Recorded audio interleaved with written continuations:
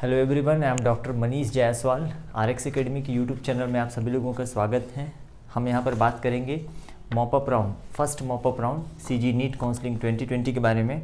हालांकि अब 2021 आ चुका है, तो 2020 से जो सिलसिला शुरू हुआ था 2021 तक चलता आ रहा है। कुछ दिनों की और बात है, 15 जनवरी तक ये सारा कुछ मामला समेट लिया जाएगा। तो मैं ये सोच रहा हूँ कि जो गवर्नमेंट मेडिकल कॉलेज MBBS की एक सीट जो वैकेंट शो कर रहा है, that is from CIMS Bilaspur, है ना। 2021 में किसी एक बच्चे को एटलीस्ट, है ना, बहुत ज़बरदस्त खुशी मिलने वाली है। गवर्नमेंट मेडिकल कॉलेज की सीट मिलने वाली है उसे। There are many questions also related to the mop up round. जैसे छत्तीसगढ़ में फर्स्ट राउंड की काउंसलिंग कंप्लीट हुई थी, उसके बाद जितने बच्चों ने फर्स्ट राउंड से एडमिशन लिया था उनकी एक लिस्ट रिलीज़ की गई थी कि कितने बच्चों ने फर्स्ट राउंड काउंसलिंग जिनको अलॉट किया गया था उसमें से कितने लोगों ने एडमिशन लिया। तो एक जनरल आइडिया हो गया था कि सेकेंड राउंड में कितनी सीटें वैकेंट होने वाली हैं, ठीक है। हालांकि हमने अपने पिछले वीडियोज़ में भी आपको ये बता दिया था कि आने वाले राउंड में या मॉपअप राउंड में गवर्नमेंट की बहुत कम सीटें बचेंगी, परंतु इस बार CGDME ने सेकेंड राउंड काउंसलिंग कंप्लीट होने के बाद कितने बच्चों ने एडमिशन लिया उसकी कोई लिस्ट रिलीज़ नहीं की है। तो ये थोड़ा सा सस्पिशियस लगता है। सिर्फ उन्होंने डायरेक्ट आपको सीट मैट्रिक्स शो किया है कि इतनी सीटें एज ऑन 31 दिसंबर 2020, 31 दिसंबर 2020 तक इतनी सीटें अलग अलग मेडिकल और डेंटल कॉलेजेस में वैकेंट हैं। कायदे से नियमानुसार सेकेंड राउंड काउंसलिंग जो कि ले दे के कंप्लीट हुआ है, उसको पूरी हो जाने के बाद, कंप्लीट हो जाने के बाद कितने बच्चों ने, ठीक है, हर मेडिकल कॉलेज में या डेंटल कॉलेज में कितने बच्चों ने अब तक टोटल एडमिशन लिया है, ये लिस्ट CGDME को रिलीज़ करना चाहिए था, ताकि ये ट्रांसपेरेंट होता, एक पारदर्शी होता है कि हम और आप एग्जैक्टली गेस कर सकते कि हाँ ये जो सीट मैट्रिक्स दिया गया है ये कितना करेक्ट है। हालांकि सीट मैट्रिक्स आप CGDME की साइट से भी देख सकते हैं और इसमें न समझ में आने वाली कोई बहुत बड़ी बात नहीं है। बहुत सारी चीज़ें ऐसी नहीं है जो आपको समझ में ना आए, वो लिखा हुआ है। तो फिलहाल क्योंकि सेकेंड राउंड काउंसलिंग के बाद कोई लिस्ट नहीं दिया गया है एडमिटेड कैंडिडेट का, एडमिटेड स्टूडेंट का, तो हमें इसको ही सही मानना होगा कि हाँ ठीक है, गवर्नमेंट मेडिकल कॉलेज में MBBS की कोई सीट वैकेंट नहीं है। मतलब सिर्फ एक सीट है सिम्स बिलासपुर में। इसके अलावा पंडित JN मेडिकल कॉलेज रायपुर या फिर राजनांदगांव मेडिकल कॉलेज या Jagdalpur medical college, Raigarh medical college, Ambikapur medical college, यहाँ पर गवर्नमेंट में कहीं कोई सीट वैकेंट नहीं है। अब प्राइवेट मेडिकल कॉलेज MBBS के लिए दो हैं हमारे पास, शंकराचार्य भिलाई और रिम्स रायपुर। यहाँ पे काफ़ी सारी सीटें वैकेंट हैं। देखो न्यू ईयर है तो पटाखे अभी भी फोड़ रहे हैं लोग, है ना। एनीवे, तो अगर मैं बात करूं शंकराचार्य मेडिकल कॉलेज भिलाई की, तो वहाँ पे गवर्नमेंट कोटा, मैनेजमेंट कोटा और NRI कोटा, ठीक है। तो गवर्नमेंट कोटा में ST नो क्लास की 12 सीटें, ST फीमेल की एक सीट है, टोटल 13 सीट्स यहाँ पर वैकेंट है जो कि मॉपअप राउंड के लिए अवेलेबल हैं। ये जो मॉपअप राउंड है, this is first mop up round और ये ऑनलाइन मोड में होने वाला है, ठीक है। आप सभी इस चीज़ को जानते हैं। अगर मैनेजमेंट कोटा की बात करूँ, ध्यान दीजिएगा, बहुत सारे पेरेंट्स और स्टूडेंट ये क्वेश्चन पूछ रहे हैं। मैनेजमेंट कोटा सिर्फ आउटसाइडर्स के लिए नहीं होता। Management quota is for both CG domicile candidate as well as outsider. मतलब मैनेजमेंट कोटा के लिए कोई भी एलिजिबल है, जो छत्तीसगढ़ का डोमिसाइल है वो भी, और जो छत्तीसगढ़ के बाहर अदर स्टेट के डोमिसाइल हैं वो भी एलिजिबल हैं।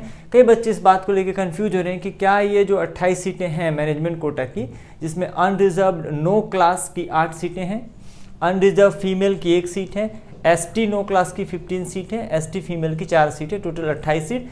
तो इसमें छत्तीसगढ़ के स्टूडेंट भी क्लेम कर सकते हैं on the basis of merit, या फिर छत्तीसगढ़ के बाहर स्टेट के, ठीक है। इसके अलावा NRI कोटा में अनरिजर्व नो क्लास की 2 सीटें वैकेंट हैं, ठीक है। ये शंकराचार्य मेडिकल कॉलेज का हुआ।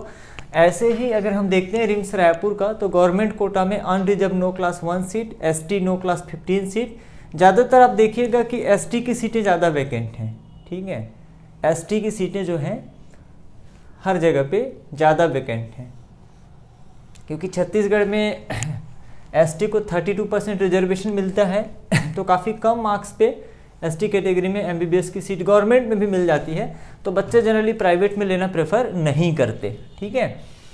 यहाँ भी देखो आप रिम्स में भी, ठीक है, ST की इवन गवर्नमेंट कोटा में और मैनेजमेंट कोटा में भी काफ़ी सीटें वैकेंट हैं। तो इस तरीके से seat matrix I think it is clear to all of you.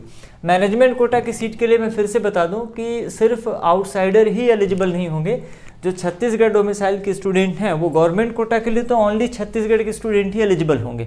हालांकि फीस स्ट्रक्चर दोनों की सेम होती है, गवर्नमेंट कोटा हो या फिर मैनेजमेंट कोटा हो। यदि आप CGDME के थ्रू अलॉटमेंट ले रहे हैं जो कि लीगल और सही तरीका है, तो उसके माध्यम से आपकी फ़ीस जो रहेगी गवर्नमेंट कोटा हो या मैनेजमेंट कोटा हो सेम रहने वाली है, अलग फीस नहीं होगी।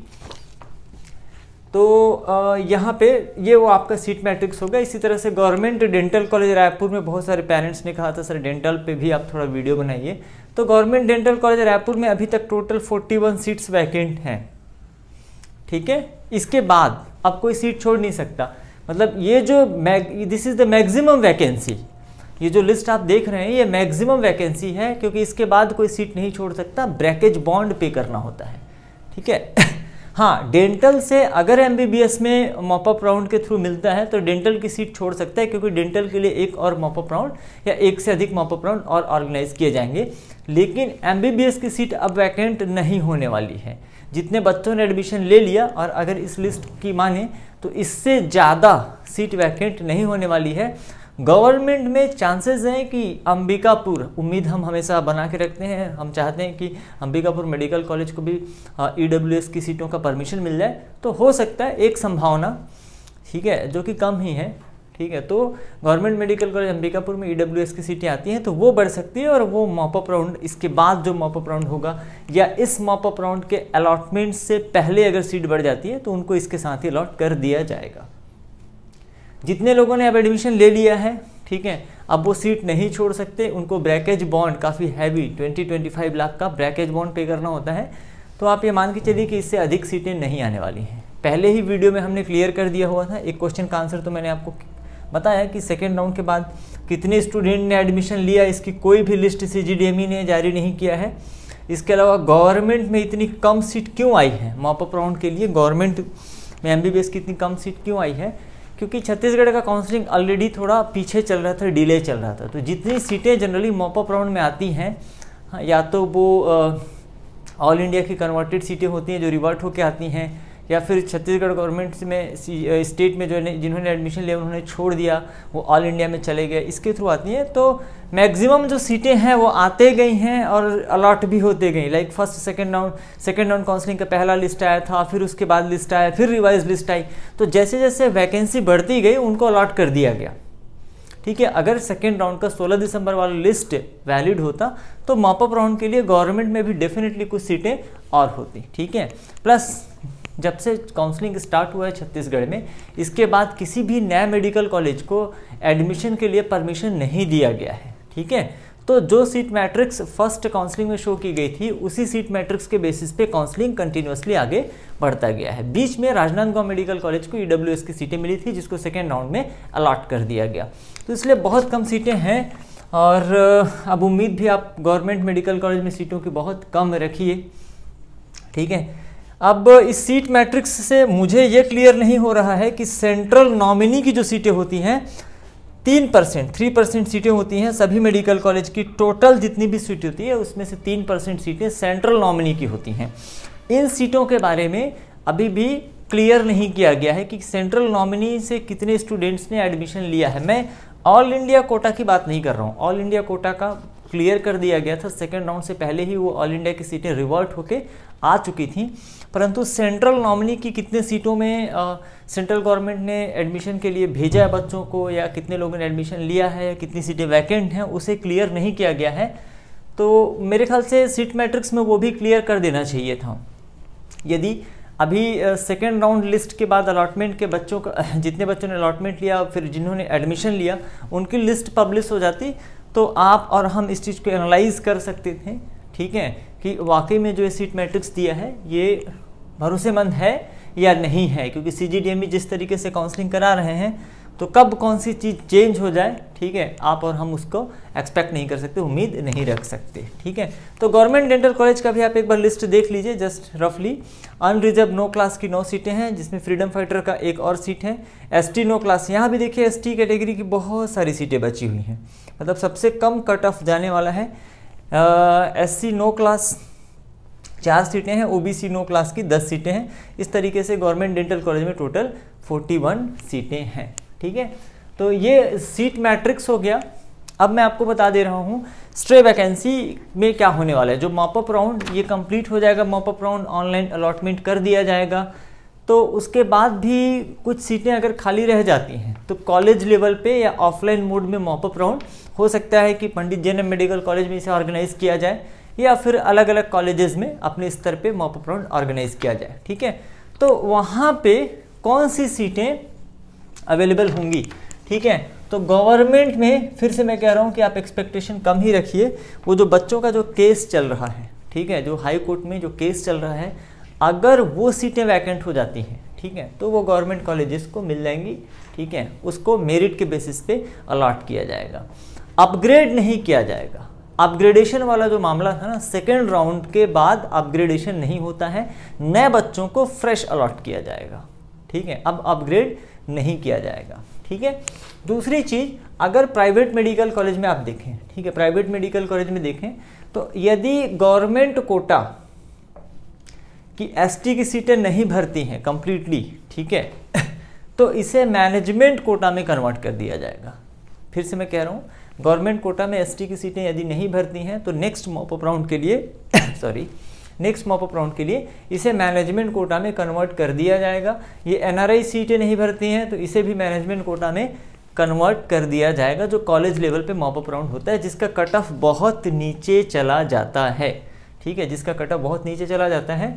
अब यहाँ पर भी देखिए, क्योंकि छत्तीसगढ़ में बहुत कम मार्क्स पे भी ST कैटेगरी के कैंडिडेट को गवर्नमेंट मेडिकल कॉलेज मिल जाता है, तो वो इंटरेस्टेड नहीं होते कि प्राइवेट मेडिकल कॉलेज में, है ना, इतनी ज़्यादा फीस दे के पढ़ाई करें। एक साल ड्रॉप लेके प्रिपरेशन करेंगे तो गवर्नमेंट मेडिकल कॉलेज में उनका लग जाता है। ठीक है, तो ये सीटें जनरली कन्वर्ट हो सकती हैं। ठीक है, अभी इस राउंड में ये कन्वर्ट नहीं की जाएंगी। ठीक है, इस राउंड के लिए सीट मैट्रिक्स दे दिया गया, मतलब एक बार फिर से ST SC सभी को प्रॉपर चांस मिलेगा मॉपअप राउंड में पार्टिसिपेट करने का। यदि इस राउंड में ये सीटें नहीं भरती हैं, ST की सीटें नहीं भरती हैं, ठीक है, तो उनको, ठीक है, तो उनको अकॉर्डिंगली कन्वर्ट या रिवर्ट कर दिया जाएगा। ठीक है, यहाँ पे जैसे ST की सीटें मैनेजमेंट कोटा में ST की सीटें नहीं भरती हैं तो इन्हें अनरिजर्व में कन्वर्ट कर दिया जाएगा। तो ये ज़्यादा संभावना इसकी ये है कि या तो ये पंडित JNM मेडिकल कॉलेज रायपुर में ऑफलाइन काउंसलिंग के माध्यम से भरी जाएंगी, ठीक है, ये मॉपअप राउंड ऑनलाइन कंप्लीट होने के बाद, ठीक है, या फिर कॉलेज लेवल पे इनकी काउंसलिंग की जाएगी। जैसा भी नोटिफिकेशन आएगा हम आपको अपडेट करते रहेंगे।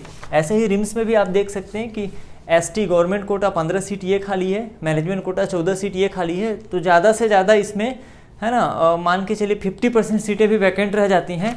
तो स्ट्रे वैकेंसी के लिए कम से कम 15 से 20 सीटें आ सकती हैं, ये मेरा एक्सपेक्टेशन है रिम्स में। ठीक है, लास्ट आखिरी काउंसलिंग के लिए। ऐसे ही अगर मैं शंकराचार्य भिलाई की बात करूं तो 12-15 ये है ना, तो ऑन एंड एवरेज अगर 50% लेते हैं तो इसमें भी अराउंड 15 to 20 सीट, ये मेरा, है ना, एक्सपेक्टेशन है कि कॉलेज लेवल या लास्ट ऑफलाइन जो मॉपअप राउंड होने वाला है, ठीक है, उसमें इतनी सीटें आ सकती हैं। ठीक है, ये मेरा एक्सपेक्टेशन है। तो इस वीडियो के लिए इतना ही, ये सारे क्वेश्चन भी मैंने आपको बता ही दिए। ठीक है, मिलते हैं नेक्स्ट वीडियो में। Thank you very much. Subscribe जरूर करिएगा चैनल को, ठीक है, अपने दोस्तों के साथ शेयर भी करिएगा। ठीक है, और आप सभी लोगों को नए वर्ष की बहुत बहुत शुभकामनाएं। That's all for this video. अगला कुछ जो भी अपडेट होता है हम नए वीडियो में डिस्कस करेंगे। Thank you again, thank you very much.